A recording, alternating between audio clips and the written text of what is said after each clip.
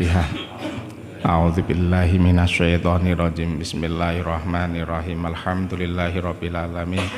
Arrahmanirrahim. Maliki yaumiddin.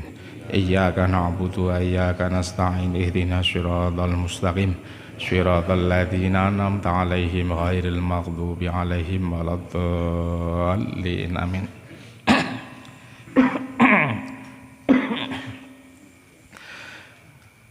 Bismillahirrahmanirrahim. Wa antum zalimuna bittikhadihi liwad'ikum al-ibadah fi ghairi mahaliha. Wa antum utawi sira kabeh iku zalimuna pira-pira kang zalim kabeh.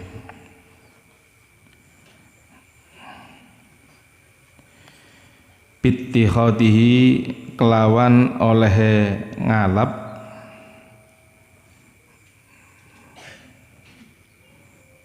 al-ijla. Bittikhadihi kelawan oleh ngalap al-ijla ilahan liwad'ikum krana oleh nyeleh sira kabeh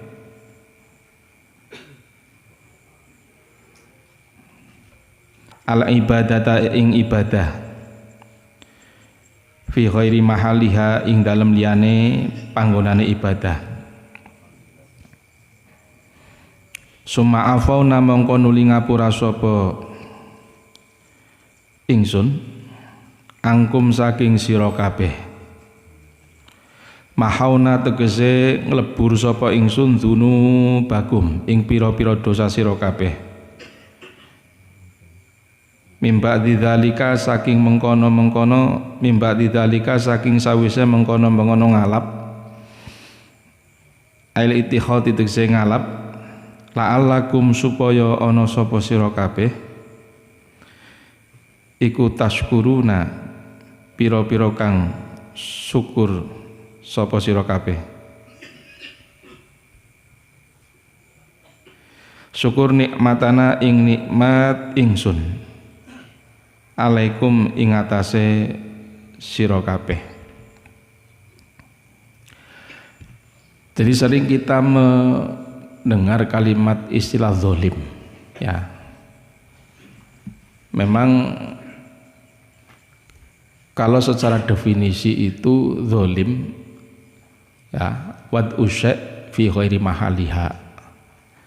Pokok menempatkan sesuatu yang bukan pada tempatnya, ini termasuk disebut atau dikategorikan sebagai zalim. Lah, dalam konteks persoalan yang sedang kita bahas ini,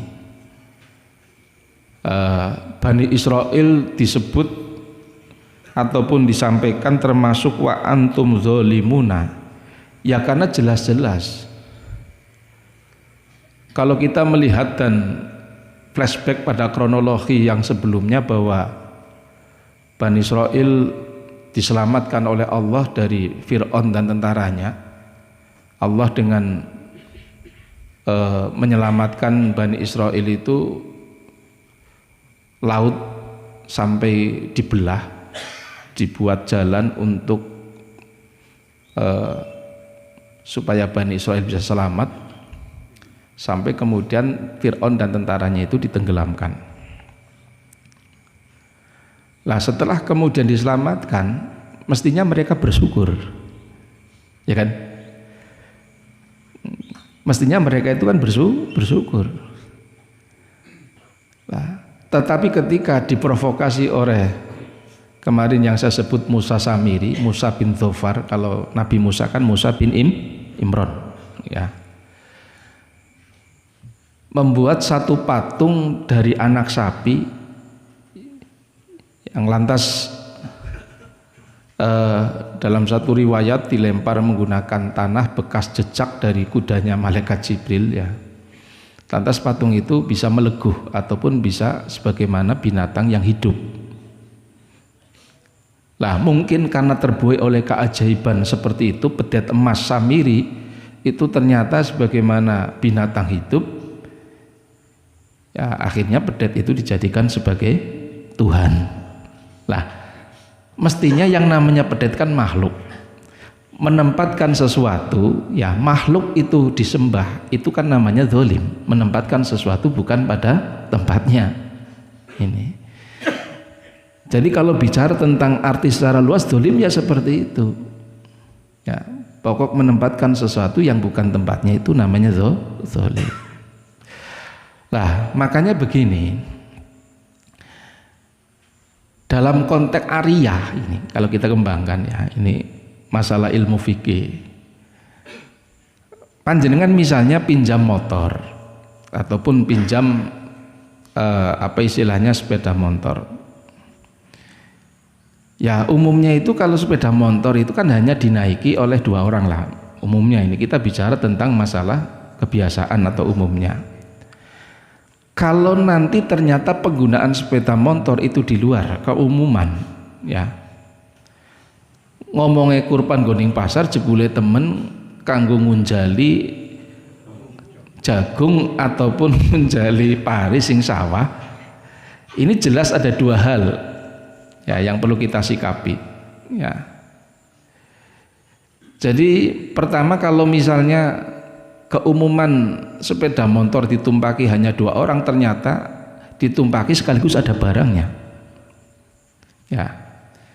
Ataupun bukan barang tetapi sing numpaki kowe wong loro.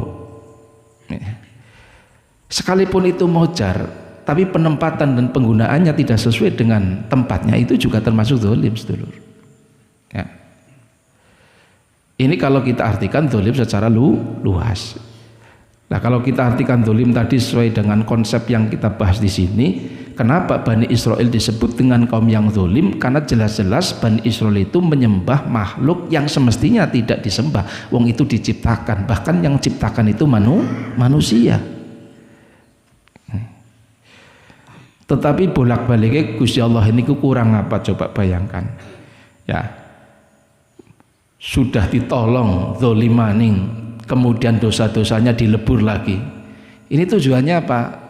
Niki supados mereka kaum Bani Israil itu bersyukur terhadap nikmatnya Gusti Allah.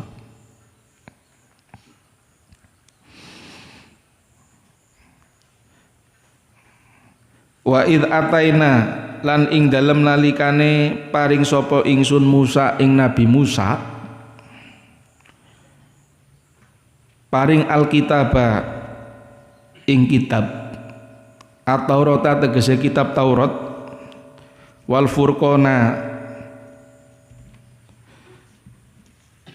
lan kitab kang bedake antara hak lan batil, atau wal furqona tegese kitab kang bedake antara hak lan batil.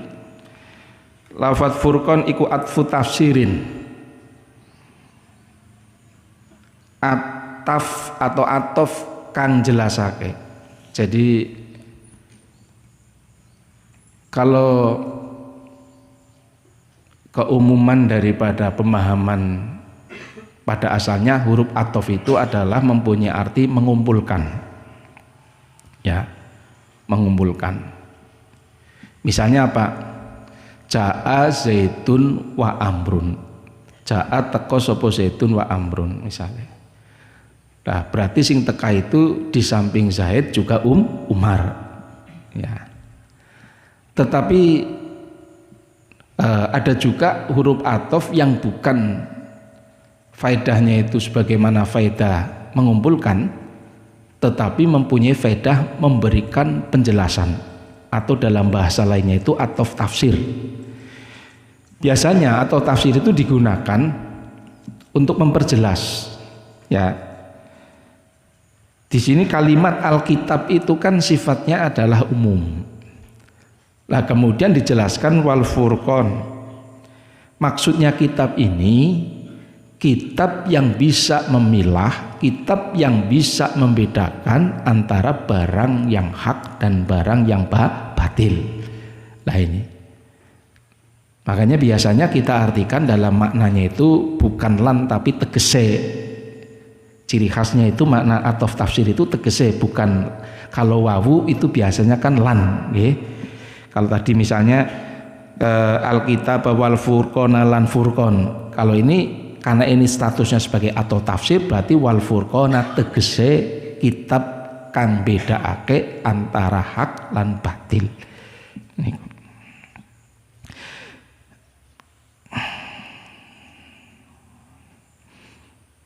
Ayil fariki kang misah benal haqi ing dalem antarane barang kang hak wal batililan barang kang batil, wal halalilan barang kang halal, wal haramilan barang kang haram. Secara garis besar itu kitab dari generasi ke generasi ataupun agama samawi, entah diturunkan kepada nabi siapapun, itu intinya seperti itu. Ya, intinya itu menerangkan tentang hal yang benar dan hal yang salah, hal yang halal dan hal yang haram. Walaupun saya katakan kadang dalam hal kaitan dengan isinya ini tidak persis sama. Sebagaimana yang pernah saya ungkap dulu pada saat waktu zaman Nabi Musa, ya, menikahi kakak adiknya istri itu boleh, halal. Jadi misalnya panjenengan itu punya istri, kok naksir sama adiknya istri, itu boleh dinikah boleh. Itu waktu zaman syariatnya Nabi Musa. Lah, setelah kemudian syariatnya Nabi Muhammad ini, hukum yang seperti itu mansuh. Mansuh itu apa sih? Mansuh itu berarti diganti.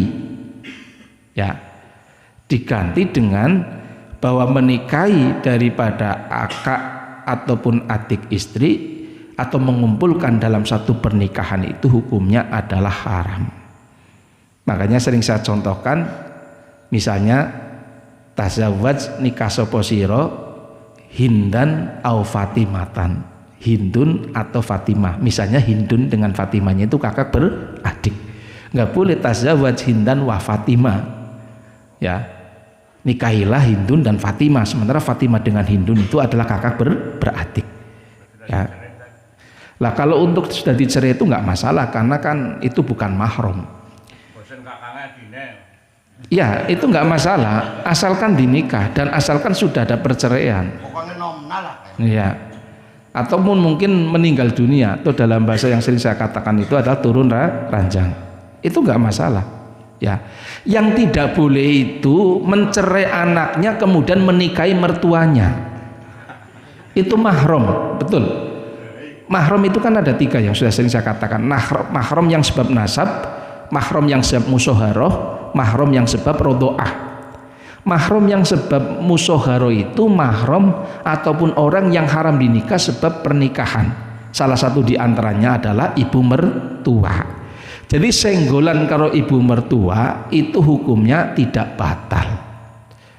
Dan konsekuensinya, ya, walaupun misalnya panjenengan misalnya pisah karo bojone ataupun bojone ninggal, ibu mertuane esi ayu misalnya, orang kena naksir ayu mertuane mboten angsal karena mahram musyawarah. Ya, beda dengan ipar, ya. Kalau ipar panjenengan sentuhan dengan adik ipar, ya, misalnya perempuan, ya, itu tetap membatalkan sedulur. Salaman misalnya salim, membatalkan. Jadi panjenengan misalnya di iparnya mau salaman, panjenengan masih punya wudu, ya bilang kalau misalnya orang yang pan wudu mane. Ya.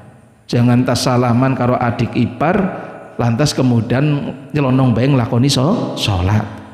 Itu bukan ipar, itu bukan mahram. Ya. Ipar itu adalah wong sing termasuk halal dinikah. Anane ora halal dinikah itu karena sebab dikumpulkan. Kalau wis ngalap adine ya ora oleh ngalap kakange bareng-bareng, tapi angger wis ngalap adine ninggal ataupun dicerai ya oleh bae ngalap ayahku. Paham nggih? Niki sing perlu dipun pahami. Jadi antara istilah halal dan haramnya itu memang kadang antara ajaran Nabi satu dengan Nabi yang lain itu berbeda. Tapi prinsipnya seluruh ajaran daripada kitab-kitab agama samawi. Kenapa saya katakan kitab agama samawi? Ada agama yang tidak samawi, agama yang tidak punya nabi sebagaimana agama Hindu ataupun agama Buddha. Ya, ini kan kalau kita pilah bahwa agama samawi itu sebagaimana yang kita kenal agama Yahudi, agama Nasrani, dan agama Islam. Dan seluruh ajaran agama Islam ini akan menghapus daripada seluruh ajaran agama Nasrani dan Yahudi, kecuali tentang cara ibadah, yaitu menyembah Gusti Allah. Pada dasarnya Yahudi Nasrani itu ajarannya juga menyembah Gusti Allah, hanya kemudian pada perkembangannya itu oleh pengikutnya terjadi penyimpangan, ya, sebagaimana Nabi Isa. Nabi Isa itu adalah nabi, ya. Setelah kemudian pengikut Nabi Isa yang namanya Yudas itu berkhianat, ya, itu kan mengadakan persekongkolan dengan orang Yahudi, ya, yang akhirnya itu Nabi Isa dituduh, yang endingnya atau yang akhirnya itu Nabi Isa itu disalib. Tapi kan di dalam keterangannya yang disalib itu bukan Nabi Isa, tetapi justru orang yang berkhianat, yang wajahnya oleh Allah diganti seperti wajah Nabi Isa. Kalau Nabi Isa itu kemudian diangkat, ya, dinaikkan oleh Allah menggunakan media daripada awan, ya, kukus, diangkat ke langit, dan nanti Nabi Isa akan turun pada saat waktu Dajjal itu sudah muncul. Jadi yang membunuh Nabi, yang membunuh daripada Dajjal di salah satu pintu Babul Lut di Palestina, ya, itu adalah Nabi Isa yang membunuh Dajjal. Walaupun ada sebagian yang mengatakan dibantu oleh Imam Mahdi, tetapi riwayat yang kuat yang membunuh Nabi Isa setelah kemunculan Dajjal, ya, kemunculan Dajjal muncul hanya dalam durasi waktu yang sangat singkat sekali, 40 hari. Tetapi hari pertama, hari kedua, hari ketiga ini waktunya dibedakan, bukan 24 jam. Jadi Dajjal muncul hari pertama ini durasi waktunya bukan 24 jam, tetapi dipanjangkan oleh Allah seperti selama 1 tahun. Sadina itu sebagaimana 1 tahun.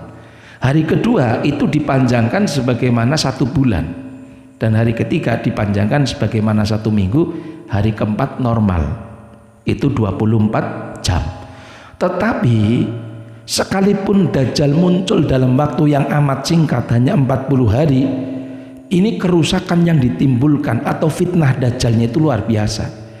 Makanya kenapa kita sebagai umat Islam itu dianjurkan pada waktu di akhir kita itu membaca, setelahnya tahiyat itu membaca doa isti'adah, ya, doa isti'adah yang Allahumma inni a'udzubika min adzabil qabri wa min adzabin nar wa min fitnatil mahya wal mamat wa min fitnatil masih. Ini namanya doa isti'adah. Karena kalau nanti sampai menjumpai daripada makhluk yang menjadi perusak akidah terbesar, kita nggak tahu mampu atau tidak, sedulur. Karena pada saat itu kondisi pada waktu munculnya Dajjal ning alam dunia niki dalam kondisi paceklik yang luar biasa, kangelan pangan. Sementara munculnya Dajjal itu bisa mewujudkan apa sing lagi dikepengini. Lah wong lagi kangelan pangan, mestinya wong sing lagi dikepengin itu adalah panganan. Dengan ilmu sihir yang tinggi Dajjal, apa sing dikarepna itu pasti bisa diwujudkan. Cuma ada bayarannya. Apa?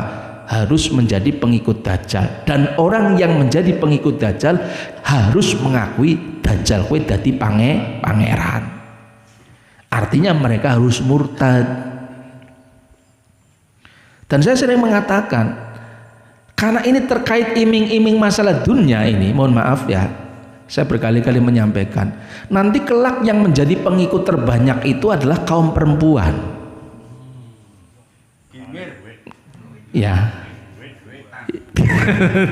Ini fakta ini bukan saya mendiskreditkan, ini ada hadisnya ini. Ya.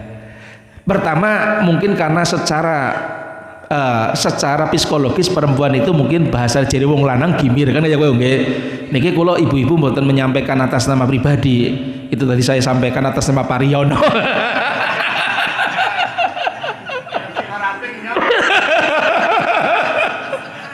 Guyonan sedulur. Yang kedua, mohon maaf, ini kalau yang ini alasan yang jelas yang ada dasarnya. Kalau itu kan alasan jari wong lanang. Yang kedua, kenapa pada waktu nanti Dajjal muncul yang menjadi pengikut terbanyak perempuan? Karena pada nanti menjelang mendekati kiamat, jumlah populasi wong wadon karo wong lanang 1 dibanding 40. Regane wong larang bisa aji nemen. Nggih. Nggih. Bener-bener sangat langka. Bener asal lanang. Jadi wajar kalau jumlah populasi 1 dibanding wong 40, ketika munculnya Dajjal lantas yang menjadi pengikut terbanyak itu wong wadon, wajar. Coba kita evaluasi masing-masing setiap blok. Misalnya Baitul Mukminin rang dakaro dudane akeh dimaksudin kira-kira. Ya. Wes kene kali serak contoh sampel sih. Ning Pak Kulau terang dane akeh ndi Pak karo dudane. Agar kayak ditarin dong gak kena gue.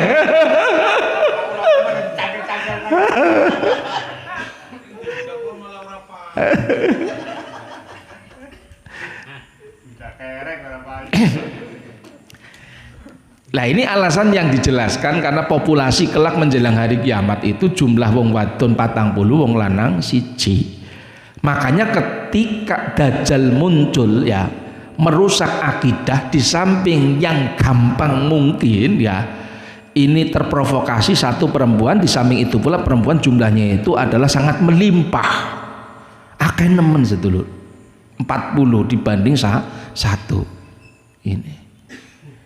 Nah ini makanya sedapat mungkin kulolan panjenengan, kita nggak tahu apakah kita akan mengalami Dajjal atau tidak, tapi kita dianjurkan, diajarkan pada waktu tahiyat akhir kita untuk membaca doa isti'adzah.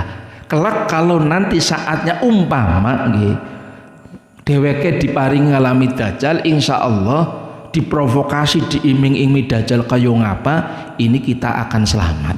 Ini yang pertama. Yang kedua, orang yang selamat itu orang yang wirid ataupun membiasakan baca surat Kahfi setiap malam Jumat, ataupun ya hafal dan wiridan surat Kahfi dari ayat 1 sampai ayat 10 sering dibaca. Itu diantaranya seperti itu. Ya. Jadi sirinya kita dianjurkan untuk baca suratul Kahfi seperti itu. Tapi yang jelas kalau yang sudah menjadi terbiasa, kayong angger lagi panjenengan sholat ora patiya kesusu, aja nganti ketinggalan Allahumma inni a'udzubika min adzabil qabri wa min adzabin nar wa min fitnatil mahya wal mamat wa min fitnatil masihid dajjal. Kalimat al-masih pada dajjal itu enggak sama dengan masih Nabi Isa. Kalau al-masih dajjal itu mamsuhul ain.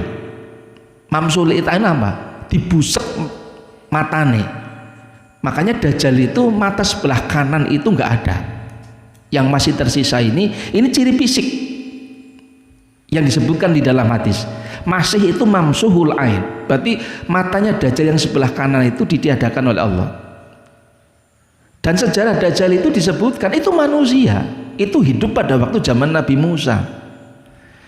Ya, memang pada waktu zaman Nabi Musa itu masih menjadi sebuah istilah misteri. Pertama ada muncul Nabi Khidir, dan Nabi Khidir pun diyakini oleh kita sebagai kelompok ahli sunnah wal jamaah itu masih ada, dan setiap tahun pasti melakukan ibadah haji ya. Makanya apakah Nabi Khidir termasuk Nabi atau sahabat itu menjadi masih kontroversi karena hidup pada waktu zaman Kanjeng Nabi. Yang kedua ya, Dajjal pun sudah ada sejak zaman Nabi Musa ya. Makanya menurut keterangan itu kan sekarang masih diasingkan ya. Ari kiai-kiai gemien angger azan ora pada dikumandangkan kan rantainya semakin tipis kan ya kok ya. Pada saatnya walaupun toh misalnya anak azan ataupun laka azan angger memang wis waktune dina kiamat, yang bedal itu memang sudah dikehendaki oleh Allah ya. Jadi sekali lagi Dajjal bukan merupakan jin, bukan merupakan makhluk halus, tetapi manusia, dan itu hidup mulai dari zaman Nabi Musa. Nah, untuk sampai sekarang ya, sampai sekarang itu masih diasingkan di satu tempat yang Rasulullah juga sudah menyebutkan ya ciri-cirinya. Nah nanti akan kemudian dia itu bedal pada saatnya memang wis menjelang hampir daripada hari kiamat. Makanya kemarin sudah saya sebutkan sedulur, Jadi di antara sekian banyak dari tanda-tanda kiamat ya, itu memang satu Dajjal itu mati oleh Nabi Isa. Nah, mati oleh Nabi Isa. Kemudian orang Yahudi terkalahkan oleh umat Islam. Kalau sekarang orang Yahudi itu mendominasi, memang sejak zaman dahulu orang Yahudi kan atau orang Israel itu kan mendapat kemampuan secara akal. Makanya sampai sekarang ya orang Yahudi itu adalah orang-orang yang dikatakan IQ-nya itu tingkat tinggi, menguasai dunia. Ya, jadi Amerika kenapa nggak berani sama Israel, bertekuk lutut ataupun nurut sama Israel? Karena orang-orang yang memiliki uang dan orang-orang hebatnya Amerika itu masih keturunan orang Yahudi ataupun Israel. Mana Israel walaupun negara mungkin kabupaten Tegal nih, mungkin sakepel. Nikilah kasingwani sedulur. Karena dilindungi oleh negara adidaya. Terus karena dengan kemampuan pikirannya itu mampu menguasai dunia. Nah, jadi orang-orang cerdas, orang-orang yang punya duit di alam dunia itu rata-rata masih keturunan daripada orang Yahudi. Nah niku. Namun pada saatnya ketika hampir menjelang kiamat, sekalipun wong Yahudi ini sekarang masih menguasai dunia, itu akan terkalahkan. Tapi dengan kalahnya wong Yahudi oleh umat Islam, ini kondisi ataupun kiamat akan semakin sangat dekat. La'alakum supaya sira kabeh iku tahtaduna oleh pitutuh sapa sira kabeh bihi kelawan kitab minad dolali saking sasar. Wa idz qala lan ing dalem nalikane ngendika sapa Musa Nabi Musa li qaumihi maring kaume Nabi Musa, rupane alladzina wong akeh abadu kang nyembah sapa alladzina nyembah al-ijla ing pedet emas. Lengkapnya patung pedet emas. Ngendikane ya qaumi he kaum ingsun, innakum temen-temen sira kabeh iku zalamtum zalim sapa sira kabeh anfusakum ing awak sira kabeh bittikhadikum kelawan olehe ngalap sira kabeh ngalap ala ijla ing patung pedet emas ngalap ilahan ing pangeran. Fatubu mongko tobata sapa sira kabeh ila bari ikum maring zat kang dadekake sira kabeh ila bari ikum maring zat kang dadekaken sira kabeh khaliqikum tegese zat kang dadekaken sira kabeh min ibadatihi tobat saking nyembah al-ijla tet mas. Faktulu mongko matenana sapa sira kabeh matenana anfusakum ing awak sira kabeh eliyaktul tegese matenana sapa albari wong kang bebas saking dosa sapa albari wong kang bebas saking dosa mingkum saking sira kabeh mateni al mujrima ing wong kang lakoni dosa.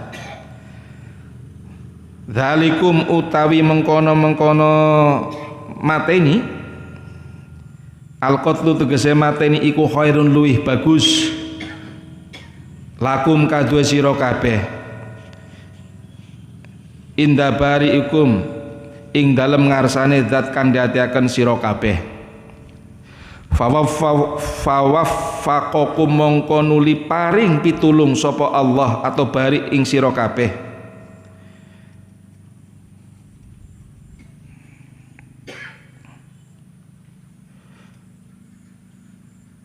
fawaffaqakum mongko nuli paring pitulung sapa Allah atau bari ing sira kabeh li fi'li dzalika maring lakoni mengkono-mengkono al-qatlu wa arsala lan ngutus atau ngeculake sapa Allah alaikum ingatase sira kabeh ngeculake atau ngutus sahabatan ing mendung saudaa kang ireng. Tujuannya apa? Li Allah yubsira, supaya ora bisa ningali sapa ba'dukum salah sijine sira kabeh, sapa ba'dukum salah sijine sira kabeh ningali ba'don ing sebagian. Angger bisa ningali fayarhamuhu mongko nuli welas sapa ba'dukum ing ba'do hatta kutila singgo den pateni mingkum saking sira kabeh apa nahwu sab'ina sepadane 70 apane alfan ewune. Begini, ini kita sedang bercerita tentang apa ya, bahasa wong Kalisat tambenge Bani Israil ya. Wis bolak-balik ditulung dening Gusti Allah ya, bolak-balik dimaafkan dening Gusti Allah. Kemudian puncaknya itu yang jelas musyrik maring Gusti Allah, yaitu menduakan dalam masalah ibadah. Ada sebagian Bani Israel yang menyembah bukan kepada Allah tapi menyembah kepada al-ijl, yaitu patung pedet emas. Lah, ketika Nabi Musa menyampaikan ya qaumi innakum dzolamtum, menyerukan Nabi Musa maring kaume sampean kowe dolim, granyami lah intine. Lah wong digawe kok malah disembah ya. Akhirnya diminta kaum Bani Israel untuk tobat maning. Tapi tobatnya ini beda dengan barangkali tobat-tobat kita ini. Tapi ini kan adalah ajaran Nabi pada waktu saat Nabi Musa. Cara tobatnya itu seperti apa? Allah memerintahkan faktulu anfusakum dzalikum khairun lakum inda bariikum. Jadi Allah memerintahkan tobat wong sing nyembah patung pedet emas itu untuk membunuh sebagian dari yang lain.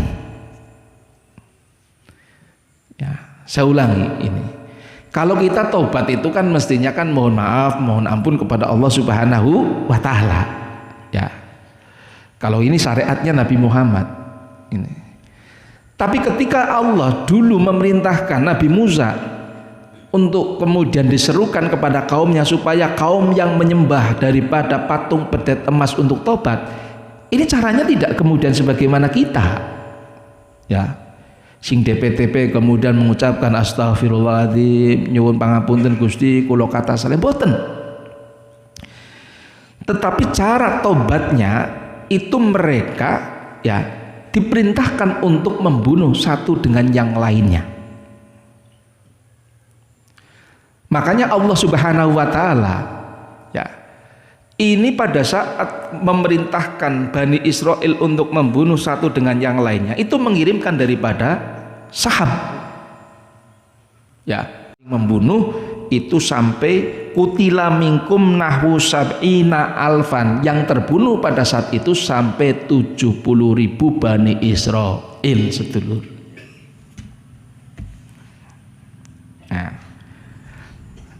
Lah setelah kejadian itu fataba mongko nrima tobat sapa Allah alaikum ing atase sira kabeh. Lah ini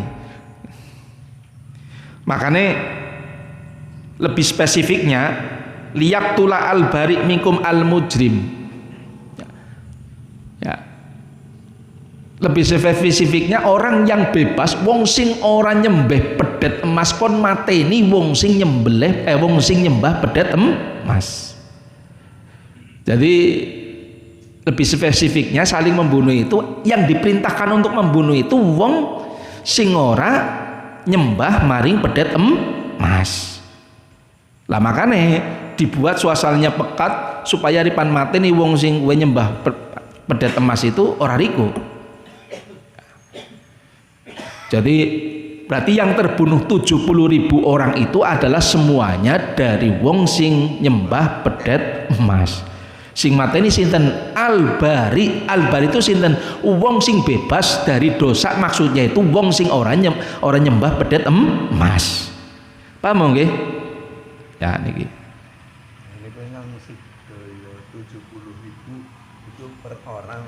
Ya mboten, sedaya kejadian pada saat itu ketika sahab diturunkan oleh Allah, mendung yang sauda itu hitam, mendung pekat, akhirnya jadi peteng griyeng. Lah pada saat itu kan eksekusinya kan,